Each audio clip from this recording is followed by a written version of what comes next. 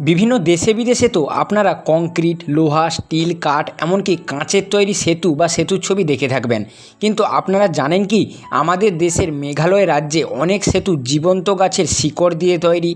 গাছেদের শিকড়গুলি একে অপরের সঙ্গে এমনভাবে জড়িয়ে গেছে যে এই ব্রিজের ওপর দিয়ে একসঙ্গে 40 থেকে 60 জন পারাপার করতে পারবে।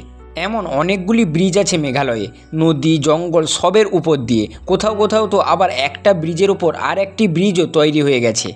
মেঘালয় রাজ্যে প্রচুর জঙ্গল রয়েছে আর বৃষ্টিও প্রচুর পরিমাণে হয়। বৃষ্টির কারণে লোহা, স্টিল, কংক্রিটের ব্রিজ নষ্ট হয়ে যায়। তার ফলে প্রতি বছর তাদের দেখাশোনা করতে হতো। কিন্তু এই ধরনের ব্রিজ কোনোদিনও নষ্ট হবে না, এদের দেখাশোনাও করতে হবে না, আর দীর্ঘদিন চলবে। ওখানকার একটি আদিবাসী গোষ্ঠী খাসি, ওরা এই শিকড়গুলির মধ্যে লম্বা লম্বা বাঁশ ফাঁসিয়ে দেয় সোজা রাখার জন্য।